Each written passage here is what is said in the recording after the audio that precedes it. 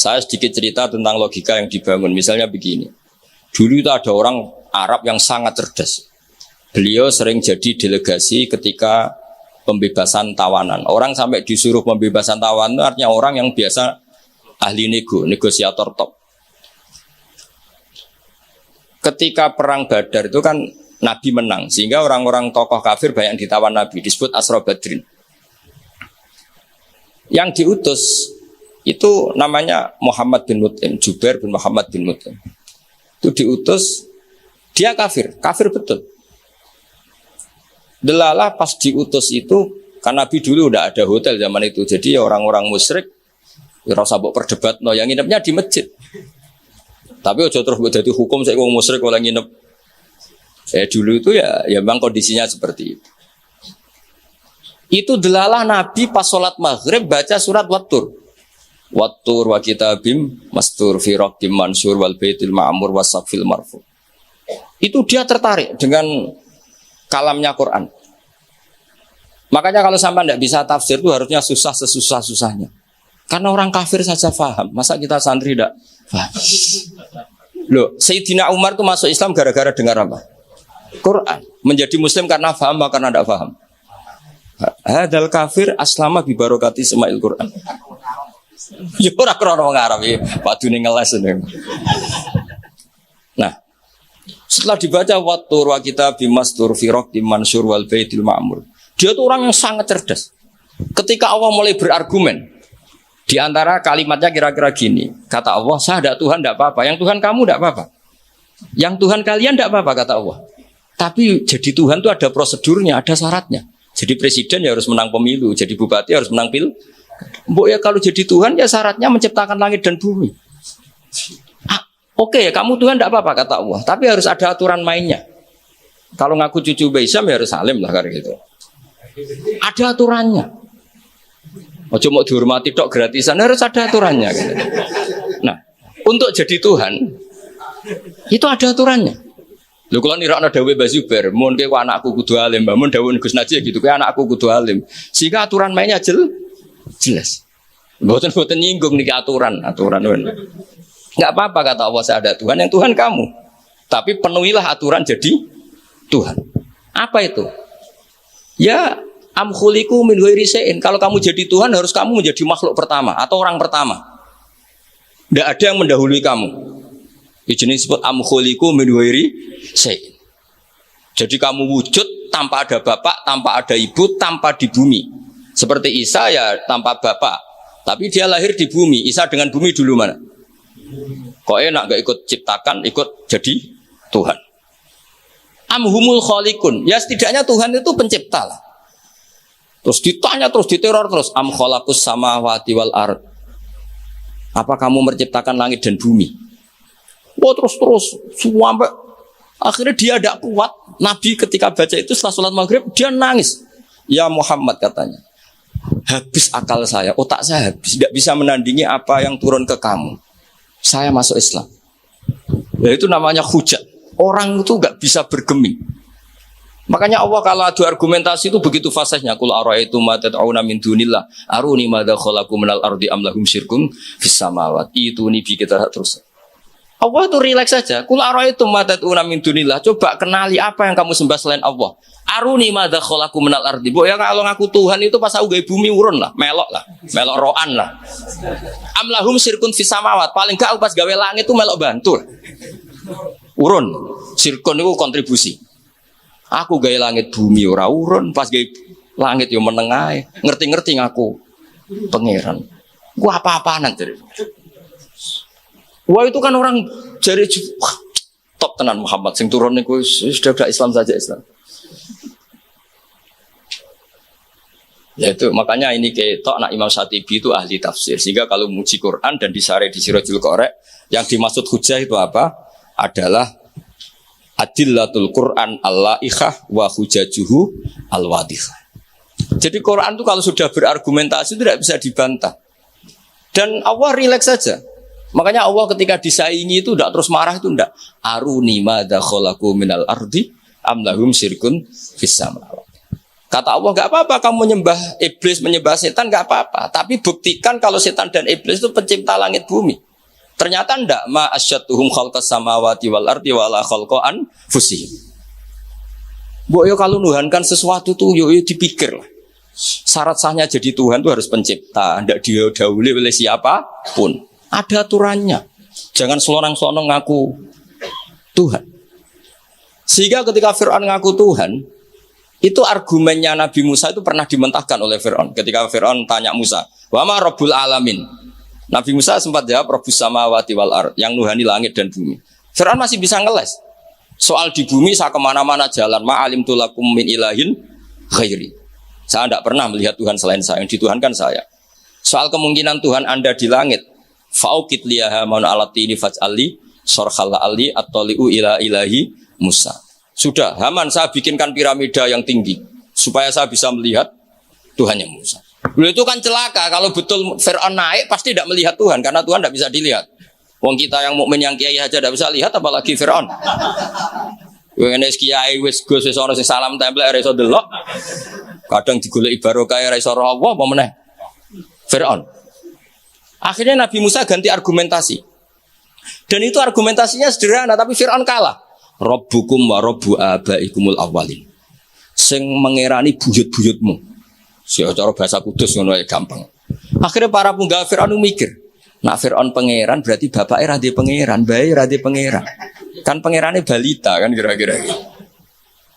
Dengan Fir'aun punya bapak, punya mbah, punya buyut, berarti Tuhan datang terlambat.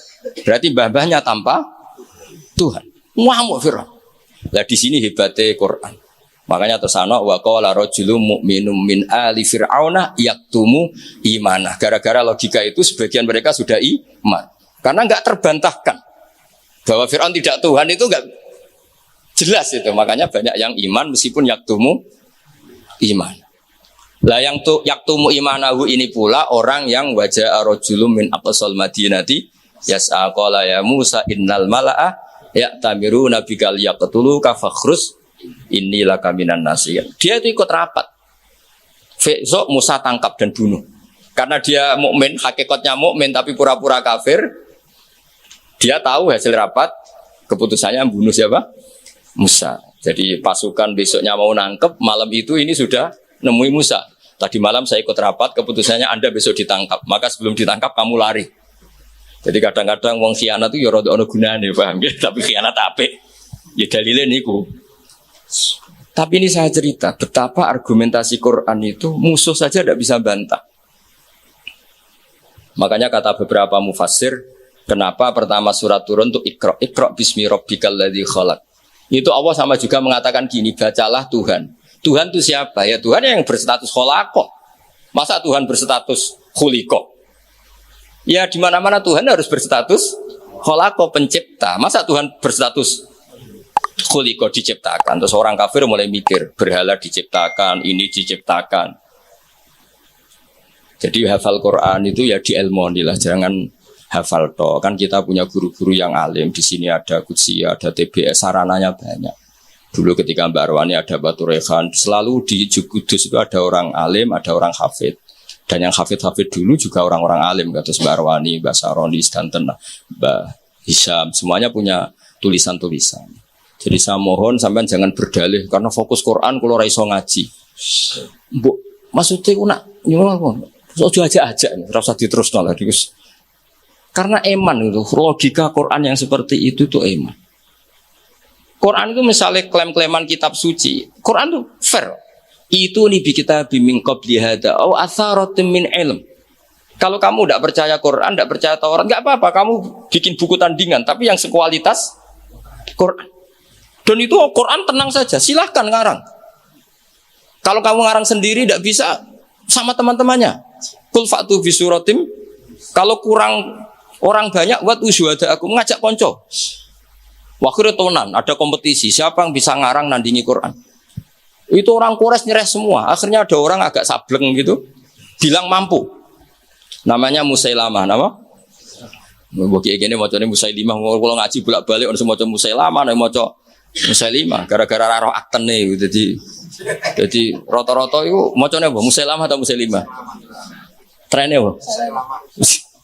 Oh, mau saya lemah. Itu akhirnya ngarang ketika dengar wadzariyati dzarwa fal hamilati wikra fal jariyati isra fal muqassimati amro. Karena dengar itu kan pikirannya sama-sama diakhiri ta. Terus pokoknya pikirannya gitu. Padahal wadzariyati dzarwa itu zarrah itu kekuatan yang dahsyat. Disaingi wazariati zar'a fal hasidati hasda. Terus fal khabizati khubza fal lakimati lukma. Jadi terus sampai yang pesen itu iki apa-apaan. Jadi mau wal zariati zar'a demi perempuan-perempuan yang menanam padi. Mau nek bar ditanam ya al hasidati hasda demi perempuan-perempuan yang memanen. Bar dipanen wal khabizati khubza kemudian jadi roti. Terus fal lakimati lukma diuntal. Sampai sing pesen ku protes. Iki apa-apaan. Lah ya kul hada ila majnun. Sampai sing pesene kecewa, sing order kecewa. Wah yo ora kasil nek gumuk nyanyi Quran yo ora kasil. Iku apa-apaan niku? Wong perapatan nak iso kira-kira gitu. Jadi makanya Quran itu ya santai saja, enggak apa-apa. Kalau kamu enggak percaya Quran, kul fa'tu bi asyri suwarim mislihi muftariyat. Kalau asar enggak bisa surah saja, enggak kalau 10 surat enggak bisa satu saja. Dan Quran fair sampai wa tu man istata'tu min dunillah. Enggak apa-apa kamu minta bantuan. Sehingga ketika dikarang nyanyi alam nasra ya adib za umadib. Nyanyi parah. Kula niku apal ora krana kula pecinta musik lama karena saya peneliti. Nyanyi alam taro itu begini. Al-filu mal-fil wa ma adraka mal-fil lahu khurtumun tawil wa dailuhu qasir. Kamu tahu apa itu gajah itu apa? Gajah itu hewan yang khurtumun tawil punya apa? Belalai yang panjang tapi lahu dailun qasir tapi apa itu ekornya pendek. Yang pesen saja kecewa. Lha iku cah cilik ya yo roh nak gajah. Kok ora mbok sifati pisan nang ide kowe matek. Bandingkan dengan Quran alam taro kaifa fa'ala rabbuka itu mengandung sejarah. Saya cerita sedikit tentang Ashabul Fil biar kamu tahu kualitas kalimat alam taro, kata alam taro. Abraha itu ahli ekonomi. Ketika ada kafilah besar-besaran datang ke haji, ditanya itu mau kemana? Mereka haji ke Ka'bah. Dia pikirannya berarti Ka'bah itu aset ekonomi karena bisa mendatangkan wisatawan. Mulane kena anggap Ka'bah iku aset ya rontok-rontok. Rengokno iki. Akhire dekne gawe saingan Ka'bah. Tenggene Kules ya teng Son'a lah. Singkat cerita Ka'bah tandingan iki digawe min zahabin wa fiddatin wa rukhamin pokoknya dari batu-batu mulia karena untuk menandingi Ka'bah sing terima watu ireng kotak. Sono wong Quraisy gak trimo diisingi. Jadi kadang wong ngawur ya penting. Diisingi mergo betuwa sing suci disaingi Ka'bah abal-abal.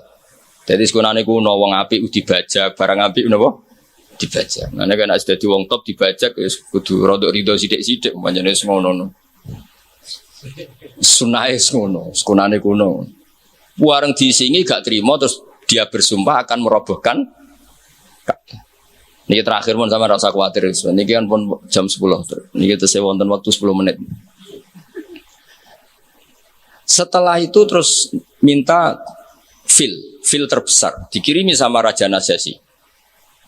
Dikirimi apa gajah, walhasil masuk. Ketika mau masuk di Muhassir, ada yang baca Muhassar. Itu Abra ini apa itu? Fil ini enggak mau masuk. Ketika diarahkan ke Ka'bah itu barokah itu jerum. Kalau dialihkan dari Ka'bah dia lari. Singkat cerita dia mengumumkan bahwa dia datang tidak untuk perang tapi untuk apa? Merobohkan apa? Ka'bah. Tapi mulai dulu di mana-mana invasi itu pasti harus dapat uang, dapat jarahan. Nah yang dijarah itu diantaranya untanya Abdul Muttalib. Ini rungokno. Engko terus ketok kualitas alam taro dibanding alfilu malfil wa ma'adroka malfil. Ketika sudah dijarah terus si Abraham orangnya baik. Sosialnya baik. Tapi kafir, tapi sosialnya bagus. Dia tanya, "Man sayyidu hadzal wadi?" Orang tertua di sini siapa? Abdul Muttalib. Sayyiduna Abdul Muttalib. Makanya lagi-lagi Nabi itu harus turunannya orang-orang baik. Muhammad bin Abdullah bin Muttalib itu selain orang baik itu sudah orang tokoh. Nah, ontanya Abdul Muthalib jumlahnya 100 itu diantara yang disita, yang dijadikan ghanimah oleh Abraha. Selain onta-onta yang lain. Setelah Abdul Muthalib datang di perkemahan siapa? Abraha. Itu wibawanya Abdul Muthalib itu menjadikan Abraha nggak berani. Karena Abdul Muthalib membawa Nur Muhammad SAW. Itu Abraha bilang gini, spontan ketika melihat wajahnya Abdul Muthalib. Ganteng Abdul Muthalib dan wibawa. Anta Sayyidu Hadal Wadi, naam, anak Abdul Muthalib Sayyidu Hadal Wadi. Saya ketua di sini, di lembah ini. Saya sebenarnya ingin kau duduk samping saya, tapi umat saya pasti tidak terima. Karena ini kursi kerajaan, yang boleh duduk hanya saya. Tapi saya nggak berani duduk di atas kamu. Saking wibanya Sayyid Abdul Muthalib. Akhirnya sama-sama duduk di bawah. Sudah hormat sedemikian rupa Abraha sama Abdul Muthalib. Saking wibawanya Abdul Muthalib. Makanya syaratnya kiai yo kudu ono wibawane lah ben piye ngono sawangane. Karena saul fi qulubil ladzina kafarur ruh. Makanya Nabi ngendikan nusirtu birru'bi masirata syahrin. Saya itu punya wibawa yang radiusnya itu perjalanan 1 bulan. Ya udah boleh kiai kok ndak wibawa. Ora wibawa ya jaim lah, jaga imet lah setidaknya supaya kelihatan wibawa. Tapi Abraha begitu kaget ketika ditanya Abdul Muthalib, apa hubungan kamu dengan Ka'bah, dengan Baitullah? Kata Abdul Muthalib, lucu jawabannya, nggak ada hubungan apa-apa. Sementing ontaku kembalikan. Kagetnya minta ampun Abraha. Loh, kamu itu Sayyidu Hadal Wadi, semua orang itu khawatir Ka'bah saya robohkan. Karena itu adalah dinuhum, itu agama mereka. Kamu yang ketuanya malah tidak peduli. Tapi hanya peduli dengan onta. Mulai kecewa, saya kecewa hormat kamu. Ternyata kamu orang yang sangat materialistik. Tapi apa kata Abdul Muthalib? Loh karena li'ani robbuhum. Saya ini yang punya robun maknanya. Saya ini yang punya unta itu. Ini robbuhunna, saya yang punya unta-unta itu. Wali anna lihadal baiti robban hamahu. Baitullah itu ada yang punya. Itu udah urusan saya. Dia punya robban hamahu, punya yang punya dan akan melindungi yang punya. Itu tidak kewajiban saya. Kewajibannya yang punya. Menjadi Baitullah, orang Baitu Abdul Muthalib. Akhirnya Abraha, iki ngawur tapi kok pinter kira-kira gitu. Sudah silakan kalau mau rusak silakan. Kamu akan berurusan dengan yang punya. Wes, oke dari Abraha. Macam aku pengen rusak Ka'bah. Untuk dibalekno, wes untuk tak balekno. Saya pengen rusak Ka'bah. Ya monggo, tapi kamu berurusan sama yang punya. Ya ini masih maulid karena ini mbahnya Rasulullah Shallallahu Alaihi Wasallam. Kesana. Tapi sebelum Abraha datang, niku Abdul Muthalib fa'atal baita, kemudian datang ke Baitullah wa akhudha bi halaqatil bab. Dia megang apa kalau di pintu dulu itu kan pegangannya itu kan bunder. Makanya disebut halaqatil bab. Maksudnya handle-nya itu kan bulat. Terus beliau berdoa,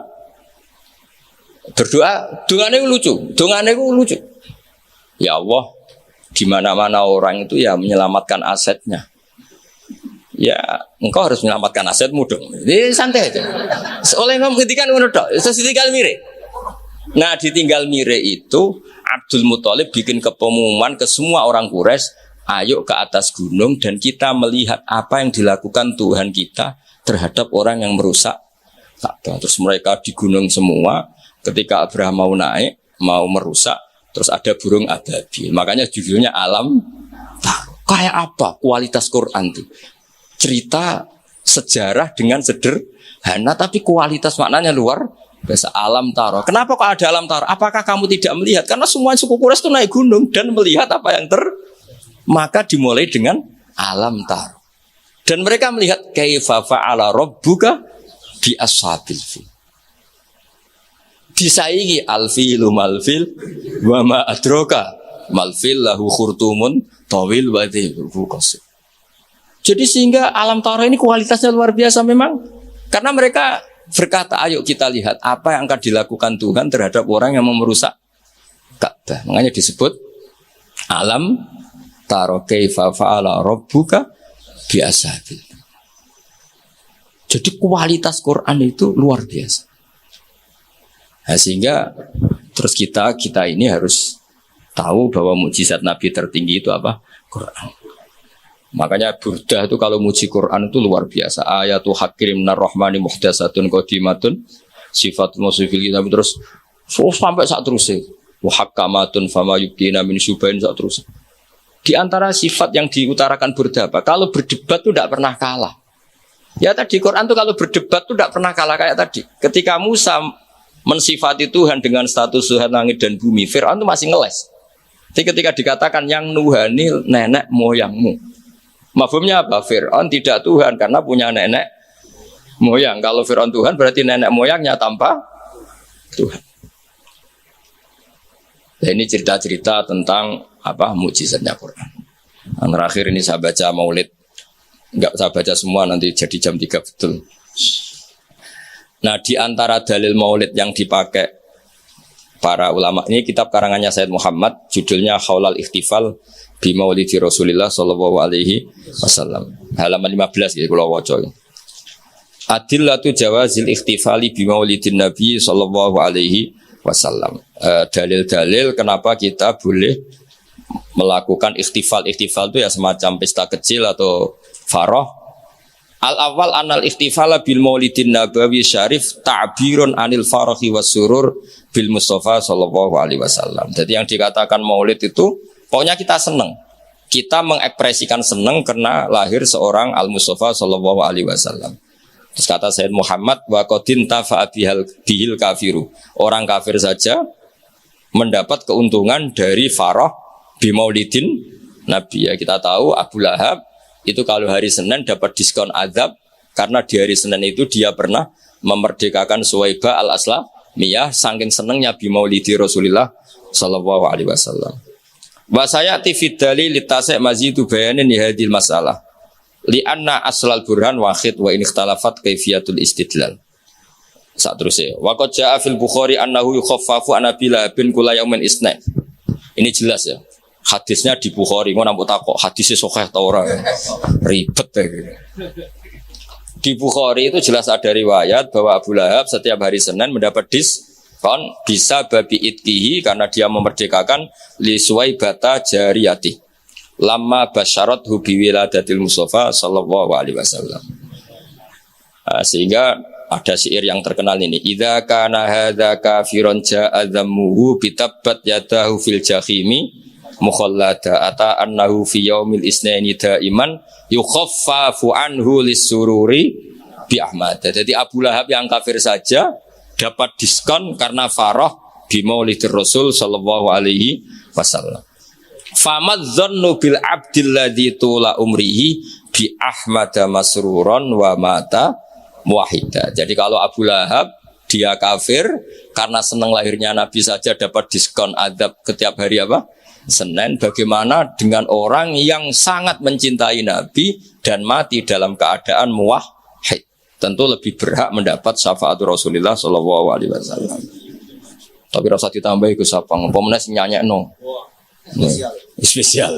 Ora ono keterangan iku tapi tak tambahilah. Apa meneh sing napa?